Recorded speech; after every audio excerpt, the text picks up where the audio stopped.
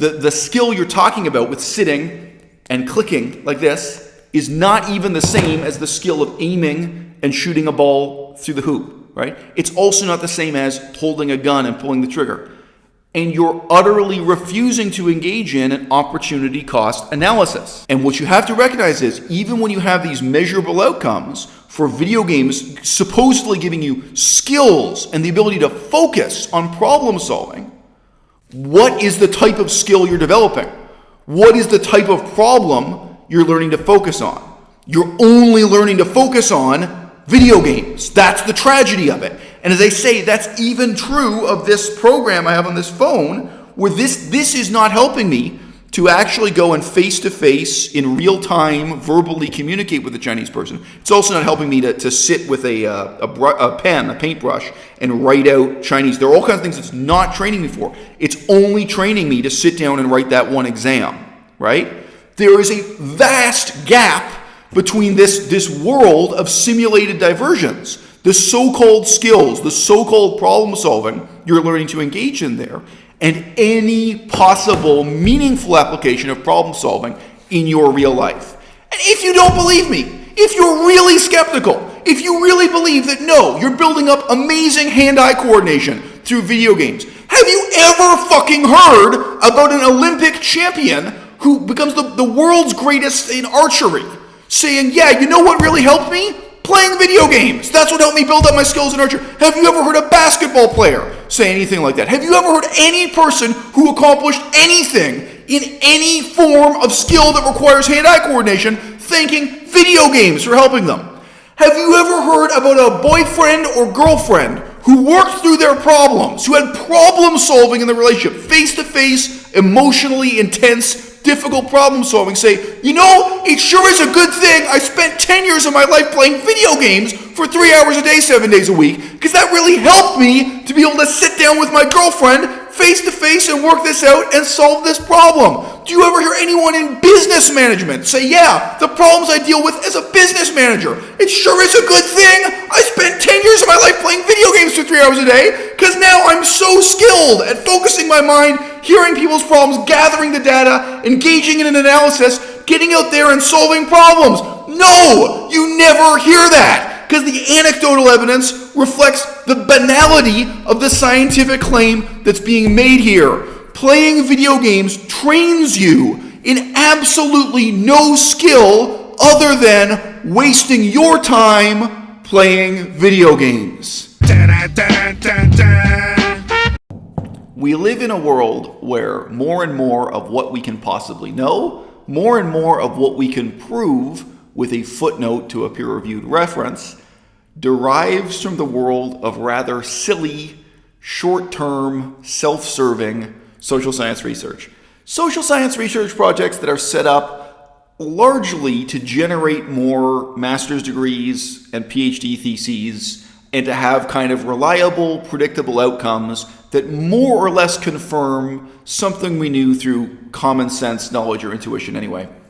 There was a study, I can't give you the footnote, there was a study, trust me on this, there was a study examining whether or not people could learn to accurately shoot a basketball hoop, throw a basketball through the hoop, whether they could learn to shoot hoops, as we say, without actually using a basketball and a hoop. Like whether or not you could give people lectures and show them a diagram on the chalkboard and talk them through like the theory and the physics, and that they could improve their ability to use a basketball compared to people learning empirically, hands-on. Now, there were various conclusions from that study. It's not completely worthless, but it's this slightly silly world of research projects that are set up because it's like, well, we need something where we can do all the research within about 3 months. We can get government funding. We can give a bunch of people master's degrees for doing this. There are certain institutional constraints that keep generating these types of findings, these types of investigations.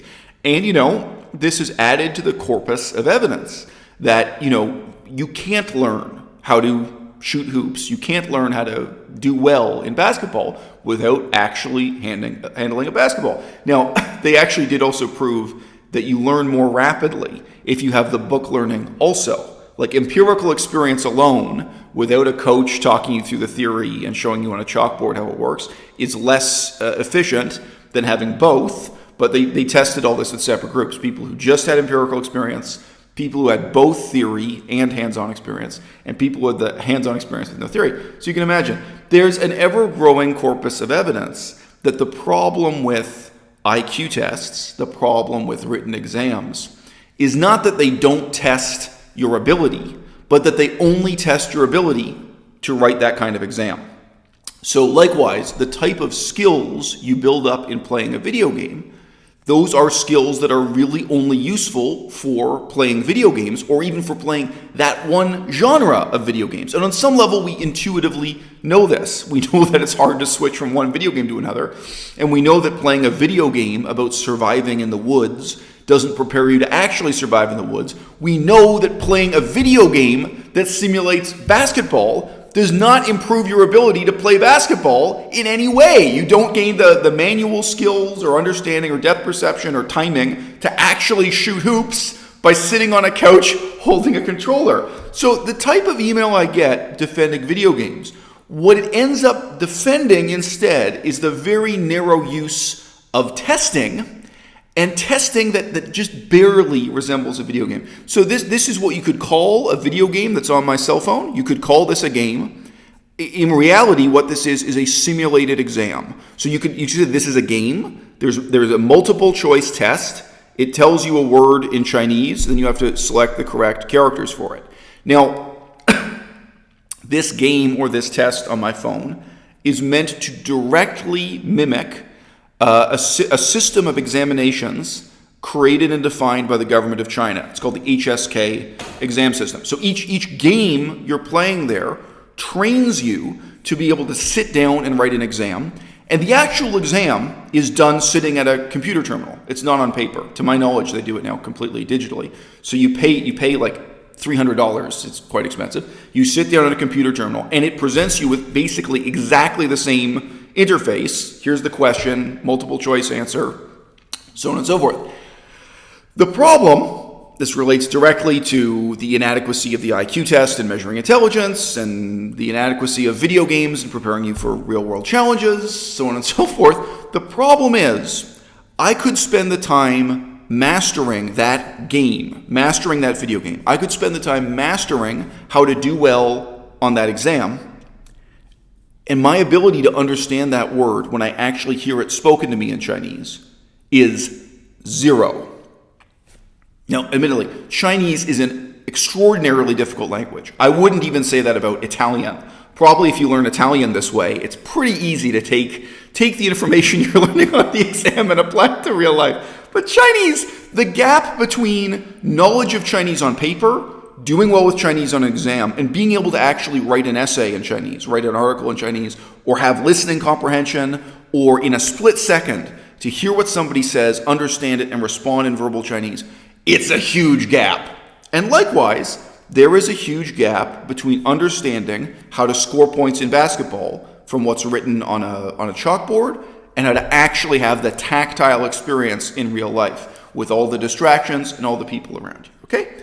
So I received sort of two passionate sets of hate mail or fan mail from people trying to defend video games.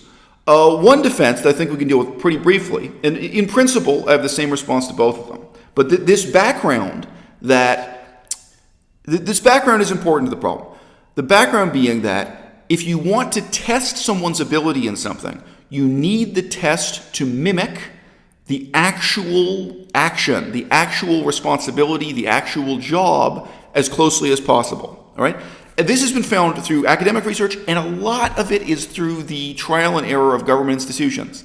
Like, there was a time when people thought you could use the IQ test, you could use general tests of intelligence to figure out who would be good at being a firefighter. Like, you can hire people for the fire department on the basis of giving them an exam that it may actually be the IQ test or something similar they invented, right? Like, here's basically a kind of watered-down IQ test plus some questions about what's the correct way to assemble a hose, get the hose and pump water through it. Maybe there's some questions related. And you know what? That's a terrible test. It works really badly. It completely fails to select people who would be good for the job. If you want to know who's going to be a good firefighter, you have to set up a test that actually very directly mimics the conditions of putting out a fire as closely as possible.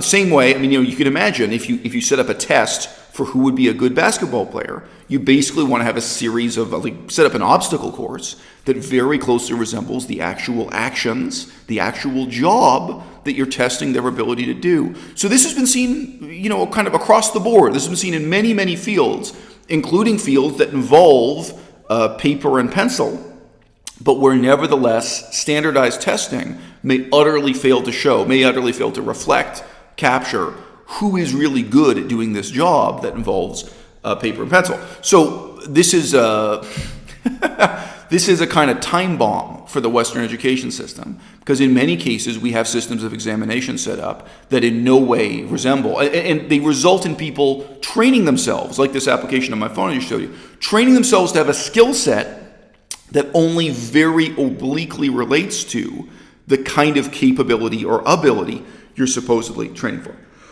So one person wrote into me saying that the playing of video games can be justified or should be justified because it can inspire people to take more of an interest in history.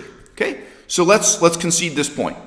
Somebody can play a video game for 3 hours a day, 7 days a week, and because they play that video game, they develop an interest in ancient Rome, ancient Greece, World War II, maybe medieval China, all these things, maybe medieval Japan, samurai fighting in Japan. These are all historical settings that exist in video games, right? Okay. And again, I'm not using an extreme case of video game addiction. In the 21st century, most people seem to think that playing a video game for 3 hours a day, they think that's not an addiction. They think that's not, it's not the same as someone playing for 12 hours a day, I admit, okay? So I concede the point. You can be inspired. You can develop an interest in history from playing a video game. But the error you're making here, twofold. One, what I've already mentioned, that the type of ability you're developing remains still clicking on a controller to try to get that response, get that outcome, whatever it is in the particular game. It may be a puzzle game, it may be an action game, it may be a strategy game, it may be a fighting game, okay? Look, you don't learn how to survive in a real-world fist fight by playing a video game that simulates people punching each other in the face. You just don't.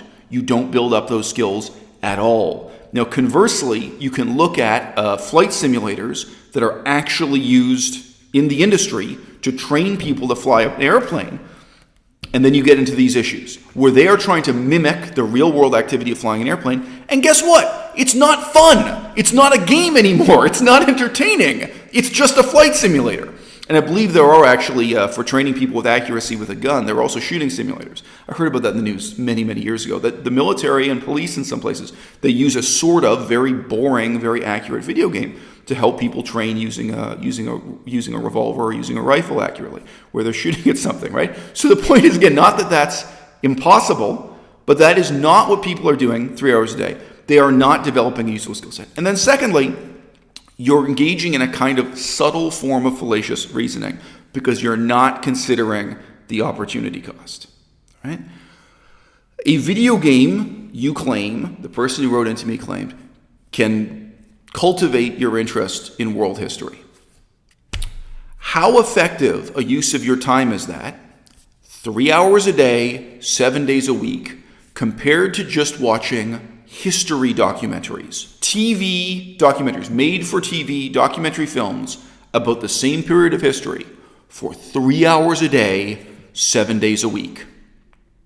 I honestly think I can rest my case and appeal to the common sense of the audience. The quantity of learning you would gain if you seriously sat down, you would have to watch every single documentary that has ever been made about ancient Rome and ancient Greece. But just sitting and watching TV, on nonfiction TV, educational TV, on that one topic, 3 hours a day, 7 days a week, you would, with time, gain a massive, if very shallow, knowledge of that history, probably very repetitious also. But you'd encounter some of the same facts again and again, okay? So the educational value you're claiming for playing a video game this way, if we're not even comparing this to hitting the books and studying in an assiduous way. We're not comparing this to getting a master's degree, which may indeed. Most people getting MAs and PhDs, I don't think they even study for 3 hours a day 7 days a week. I really don't. I've known a lot of those people. It's very rare for them to hit the books that much. But okay, we're not comparing this to getting a master's degree. We're not comparing this to even studying and writing your own essay on the topic. But just compared to the passive entertainment of watching documentary films, I think the other side of the argument has to throw in the towel and say, yes, even if we're arguing that video games have more than zero educational content, these video games we're talking about, it's so close to zero, it can't even be compared to watching a documentary. Again, when I say these video games we're talking about, I mean blockbuster, AAA titles, I mean Nintendo Switch, PlayStation, Xbox. I don't mean a police simulator, a flight simulator or shooting simulator. I don't mean the type of incredibly boring game I just showed you on my phone here, which is really just an examination transferred into gamified format. Okay? So I had another guy write into me, and he's engaged in the same form of fallacious reasoning, where he tries to claim that playing video games, all right, I think there are about 3 claims here. One, that it improves your hand-eye coordination, and he has a link, and it's not to real science, it's not to peer-reviewed studies, it's to some bullshit news website saying, oh, some people say you can improve your hand-eye coordination for video games. Okay, so the claim that it improves your hand-eye coordination, the claim that it improves your ability to focus on problem solving or focus on a task, on a difficult task, these sorts of claims that there's a redeeming quality to sitting and playing video games for 3 hours, you are not preparing yourself to actually score points in basketball, right? That is a different set of hand-eye coordination reflexes, right? Like if you're going to make the claim that you improve your dexterity, your manual skills, right? The skill you're talking about with sitting and clicking like this is not even the same as the skill of aiming and shooting a ball through the hoop, right? It's also not the same as holding a gun and pulling the trigger. And you're utterly refusing to engage in an opportunity cost analysis. Sorry, to me, this guy writing it, that's why you sound like an idiot. You can't discuss playing video games as if the alternative is just to not exist for those 3 hours. If you spent those 3 hours instead practicing knife throwing, I'm from Canada, there are still guys who really practice knife throwing in Canada. You take a hunting knife and learn to throw it. There are guys in Canada who will boast that they defended themselves against a bear attacking them through their knife throwing skills. Okay, if you practice knife throwing, if you go hunting, fishing, boating, kayaking, almost any activity you can imagine will develop hand-eye coordination. But beyond this, what if you intentionally designed a program of activity because your goal was to increase your hand-eye coordination? You wouldn't want to be increasing this. It wouldn't be this form of hand-eye coordination, sitting and pressing a button. No. If you were actually trying to train yourself with the same amount of time, and then you compared the efficacy of that to video games, you would have an unbelievably dramatic contrast. It would be a far more extreme contrast in outcomes than comparing the casual watching of documentaries about the history of ancient Rome to playing a video game that happens to be set in ancient Rome, right? So the value of playing a video game for your alleged development of your attention span and your hand-eye coordination, we can't compare that to nothing and say, oh, look, it has more than zero impact on their ability to solve problems and do hand-eye coordination.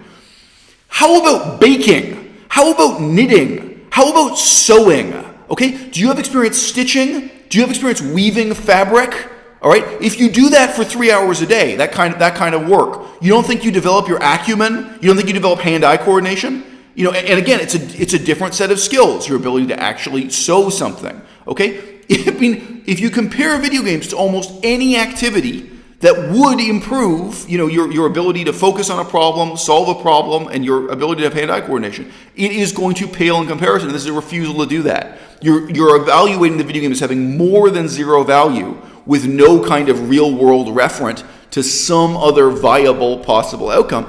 And above all else, you're refusing to compare it to someone who has the ambition to actually accomplish something in the given area, whether it's history or hand-eye coordination. Like, do you want to be a champion at throwing darts? Do you want to be a champion at bowling? Do you want to be a champion at throwing a javelin? These are all different forms of hand-eye coordination. Do you actually want to be decent at aiming and firing a bow and arrow or something? What is it you want to train? and someone who's then seriously and assiduously training for that ability, there is no comparison here to the hand-eye coordination your so-called scientific study establishes of someone sitting and staring at a screen and doing this, timing their ability to move their thumbs back and forth to make something blow up on screen.